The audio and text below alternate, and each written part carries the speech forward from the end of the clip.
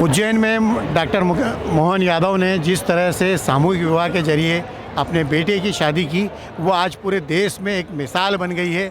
जहां देश के कई बड़े नेता, विधायक, सांसद अपने परिवार के बच्चों की शादी में करोड़ों अरबों रुपए खर्च करते हैं, वहीं उज्जैन के महाकाल के बेटे कहे जाने वाले डॉक्टर मोहन यादव ने ये आयोजन किस तरह से किया, इसकी कल्पना कैसे की, उनकी बहन और नगर निगम उज्जैन की सभापति श्रीमती कलावती यादव जी से हम पूछते हैं कि ये प्लानिंग कैसे हुआ। देखिए, ये महाकाल जी की नगरी है जी। और बाबा महाकाल की इच्छा के बिना कुछ नहीं होता जी। है। उन्होंने ही प्रेरणा की होगी, सद्बुद्धि दी है तो इतना बड़ा आयोजन हुआ है।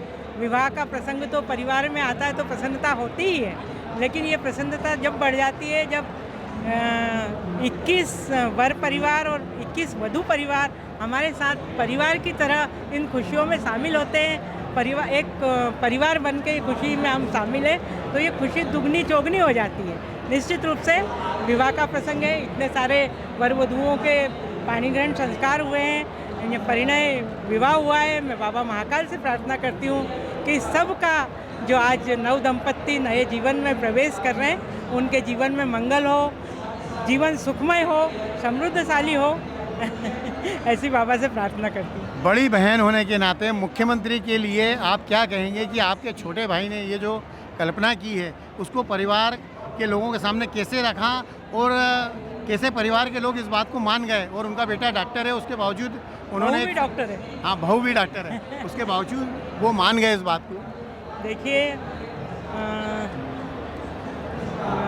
डॉक्टर मोहन यादव जी भले ही मुख्यमंत्री हो, लेकिन वे हमारे परिवार के सबसे छोटे बेटे हैं और परिवार में जो संस्कार है वो एकजुटता है, सबकी भावनाओं का सम्मान करने का एक परिपाटी है।